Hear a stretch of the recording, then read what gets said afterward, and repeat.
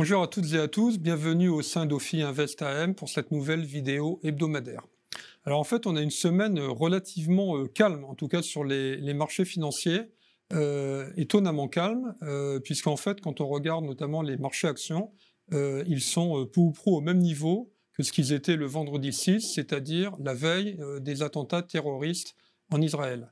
Des marchés obligataires qui ont légèrement, enfin les taux ont légèrement baissé d'ailleurs, puisque en gros depuis donc le 6 octobre, les marchés obligataires européens ont perdu à peu près une dizaine de points de base.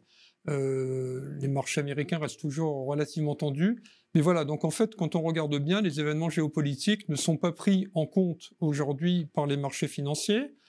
Pas du tout par les marchés actions, quasiment pas par les marchés de taux, parce qu'à l'heure actuelle, les marchés considèrent que le conflit au Proche-Orient ne va pas s'étendre, et donc, en tout cas ne va pas s'étendre au-delà de ce qui est en train de se passer aujourd'hui, qu'il n'y aura pas un embrasement qui impliquerait l'Iran, et donc qui ferait monter fortement le prix du pétrole. Alors, le pétrole s'est tendu, puisqu'on est autour de 90 € le baril, mais ne s'est pas embrasé comme ça a pu être le cas dans des conflits. Enfin là, il faut remonter notamment à 1973.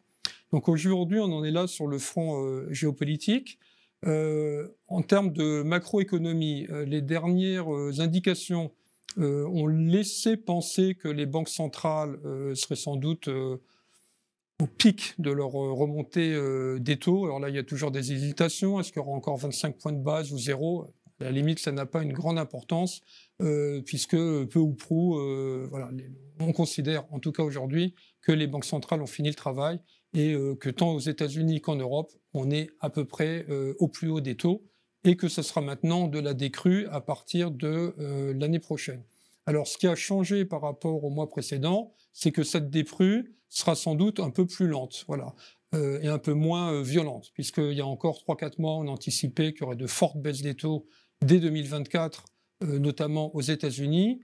En fait, ce qu'on anticipe maintenant, c'est que la baisse des taux, il y en aura une, mais elle sera moins violente et sans doute un peu plus étalée. Sur les marchés actions, alors quand on regarde ce qui s'est passé, il y a quelques publications de résultats qui pour l'instant n'ont pas été vraiment bien prises. On pense notamment à LVMH, qui est toujours en forte croissance, mais un peu ralenti par rapport à ce qui était anticipé par les marchés. Et la sanction a été relativement sévère, d'autant plus qu'LVMH, qui est le poids lourd et un peu la vedette du CAC 40, était quand même, avant cette publication, en baisse sensible par rapport au plus haut. Puis il y a eu d'autres accidents, on en a parlé, Alstom, EuroAPI, etc. Malgré tout, bon, on a des marchés européens qui tiennent toujours, puisqu'on est en progression à 2 chiffres depuis le début de l'année, sur l'Eurostoxx 50, et un marché américain qui est aussi, lui aussi, en nette progression, notamment pour le Nasdaq. Alors, nous, dans notre allocation d'actifs, vous savez, on le répète régulièrement, on était passé plus prudent sur les actions depuis le début février, puisqu'on était en dessous de la neutralité sur cette classe d'actifs, et on préférait le high yield.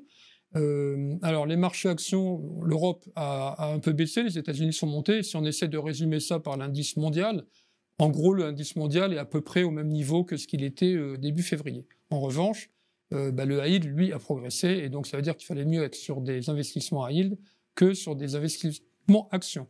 Alors aujourd'hui, qu'est-ce qu'on fait ? On a décidé de continuer à être prudent sur les actions.